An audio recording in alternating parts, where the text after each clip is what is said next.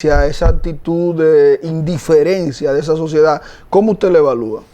Esa indiferencia es precisamente la que perpetúa que tengamos un liderazgo político o incluso autoridades electas que no necesariamente disfruten de legitimidad, porque hay un sector importante de la sociedad que no está participando de la actividad política, o que cuando le corresponde ejercer ese derecho al voto que cuando usted deja de ejercerlo, usted se va a tener que chupar ahí por 4 años a un síndico, a un alcalde, a un senador, un diputado, con el que usted no simpatizaba, usted y mucha gente más, pero que sencillamente como usted no tomó partido, usted no se empoderó, usted no promovió una idea o no promovió a una persona que usted entienda que es más sólido de principios, usted va a tener que chuparse eso por 4 años y va a tener que vivir 4 años más en ese círculo vicioso de echarle la culpa al que está en el momento, por una falta de empoderamiento sencillamente. Amables televidentes, estamos conversando con el licenciado Kinger Moquete, especialista en lo que es estrategia política, tiene una buena formación y la formación también de abogado, de jurista. En el día de hoy estamos iniciando nuestro primer programa de Visión Renovadora. Es un espacio que hemos construido para de alguna manera no tan solo llevar el elemento político puro y simple, sino educar a la sociedad y promover en la conciencia de la juventud dominicana el hecho de que se empodere, el hecho de que se integre, el hecho de que desarrolle su liderazgo, porque al final desarrollar nuestra sociedad es un concurso, es una responsabilidad de todos nosotros. En ese sentido, reiteramos que estamos tratando el tema juventud y política en el día de hoy.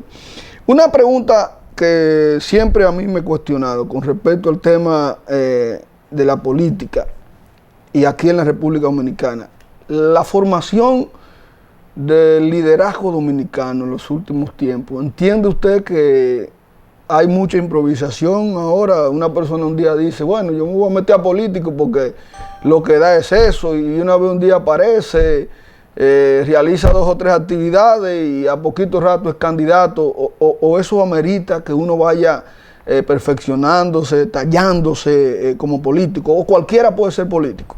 No cualquiera puede ser político, y por lo que le decía más temprano, la política es un sacerdocio para el que lo dedica con honor, el que lo hace con dignidad, con decoro, es un sacerdocio, no cualquiera puede ser político.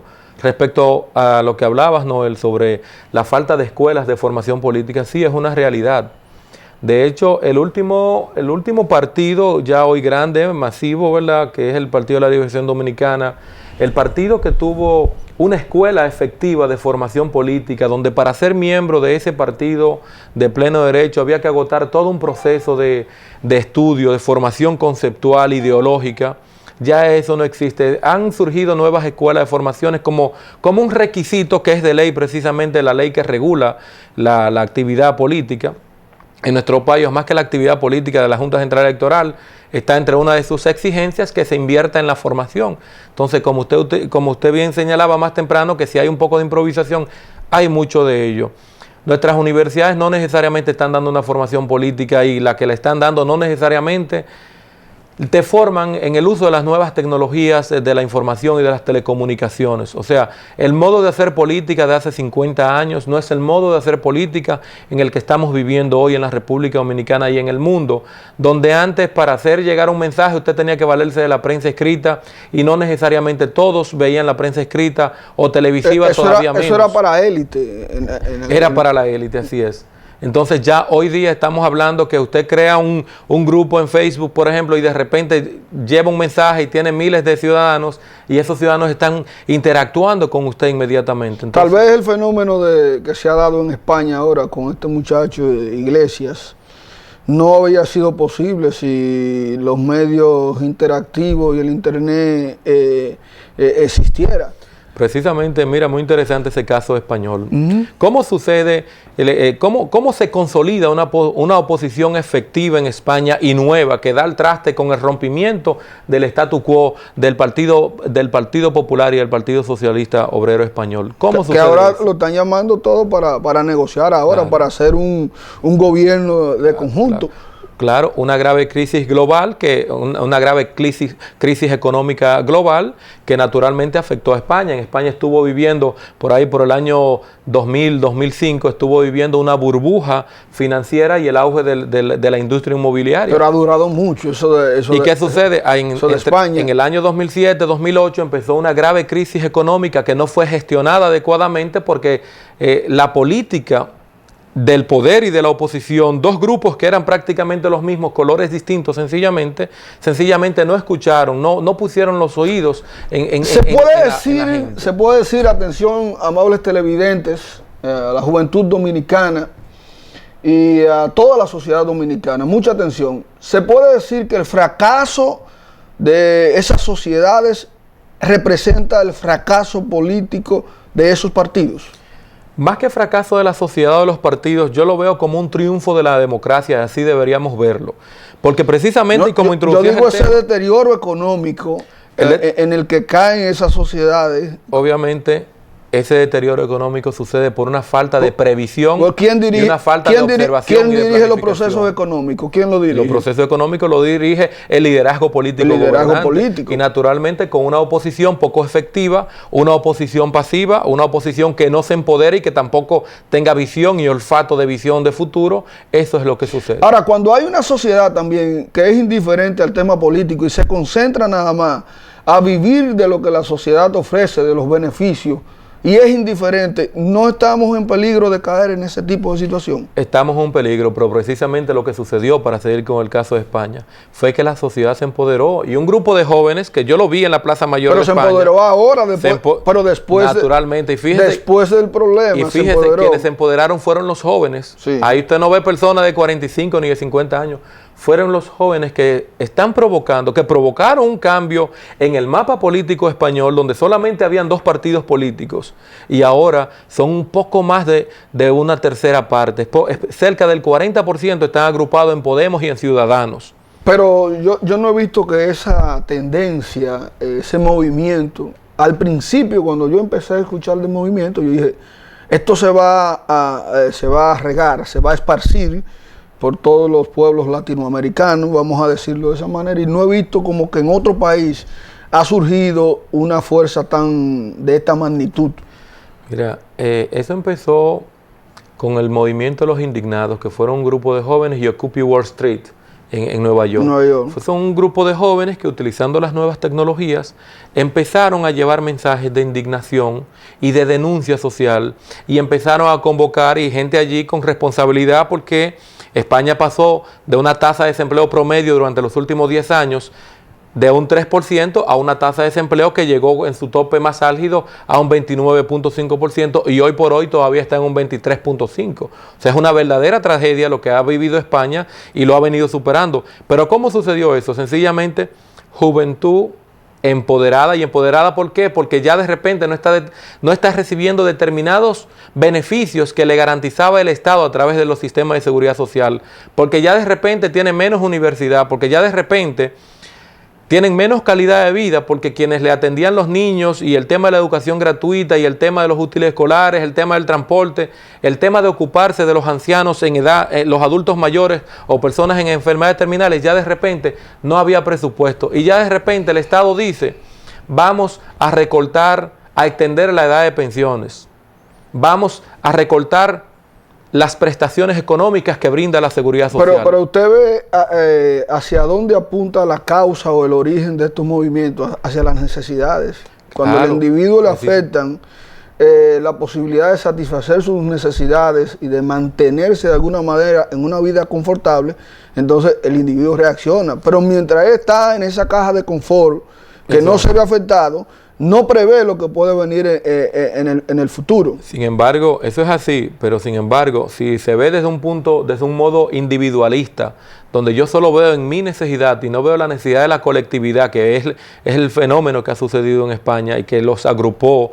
Yo pude ver estudiando en España cómo los estudiantes ocupaban la Plaza Mayor de España, es un emblema de Madrid. Y fíjate, y esas personas sin dinero y la gente colectaba para ellos alimentarse y cómo hacían huelga de hambre y todo. cosas masivas totalmente, sin tener el financiamiento de ningún grupo económico detrás. Provocaron un cambio y lo están provocando y va a seguir y eso no se detendrá. Y es un ejemplo muy positivo que nosotros aquí en República Dominicana podemos convocar. Y ojo, el cambio no necesariamente se ve desde un punto de vista de político partidario, sino un cambio en el modo de hacer política y en el modo de ejecutar las políticas públicas. ¿Cómo es que planificamos? Es que yo, gobernante de turno, voy a hacer esta obra porque a mí me interesa dejar eso en mi legado, pero es que mi país realmente necesita eso. Ojo, ciudadano, empodérate y hazle ver a las autoridades de turno u organízate y ponga a rodar corrientes de pensamiento que provoquen cambios. Y los cambios, digo, no necesariamente son cambios de partido político. Los cambios son en el modo de hacer la política y en el modo de servirle a la sociedad. Dentro del mismo partido político puede haber un cambio también de línea de pensamiento. Porque es otra pregunta que le quería hacer. O sea, todos los partidos políticos aquí, en sus siglas y en su estructura de nombre, presentan un tipo de ideología.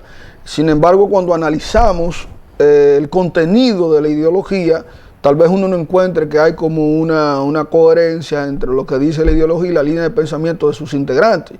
Sin embargo, yo veo que hay partidos emergentes, como por ejemplo el Partido Cívico Renovador, que tiene una ideología precisamente renovadora, viendo el presente, pero con una actitud que se transforme.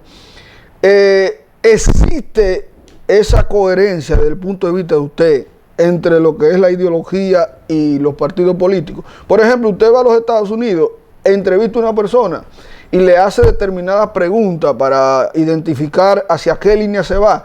Y usted puede decir con facilidad, esa persona es demócrata, esa persona es conservadora, es republicana. Usted lo ubica. Exactamente. ¿Esto sucede aquí en la República Dominicana? ¿O ya los años 60, hasta los 80 por ahí, se fue el tema de la ideología ya? Mira, no necesariamente eso es así y eso tiene su razón de ser. Y es que en nuestro país lamentablemente hay un sistema implantado de clientelismo político, muy enraizado. Y es tan así que hoy por hoy, si usted tiene una inquietud social dentro de uno de esos partidos grandes que se mencionaba más temprano, no es posible que usted cale una idea o que usted pueda ser un precandidato si usted no tiene una cuenta económica importante que le respalde, una cuenta bancaria importante, o que un grupo económico, no necesariamente empresarial, sino precisamente del grupo económico gobernante, no es verdad que usted va a llegar a nada. ¿Por qué? Porque hay una falta de conciencia, lo que hablábamos más temprano, de escuela de formación. No necesariamente quien está en una posición pública llega porque tiene una base conceptual, ideológica de un servicio público al ciudadano, sino yo tengo deseo e inquietud de llegar a una posición pública para desde ahí yo trascender socialmente. Porque para yo desde ahí yo ir a buenos restaurantes, salir en la televisión. Ese mensaje tiene que llegar, porque en todos los partidos políticos, sin importar el color, hay que incentivar que los jóvenes incursionen, pero que también hagan carrera política y también vean la política con el sentido de construir una mejor sociedad. La política es un instrumento, pero no es un instrumento solamente para contribuir al desarrollo de un sujeto y de una familia, sino que es un instrumento precisamente para dar garantía de construir una mejor sociedad. Y hacia eso que nosotros queremos llevar el mensaje que nosotros en el día de hoy estamos transmitiendo, porque yo entiendo que hay muy poca conciencia en este momento. En las escuelas, en las universidades, es un pecado ya hablar de política. Sí. Y entonces el sujeto va construyendo un nivel de conciencia que no se corresponde con lo que los tiempos están exigiendo en este momento. Nosotros necesitamos que más gente incursione en política, que la gente real y efectivamente enarbole una conciencia de la política para la búsqueda de lo que es el bien común.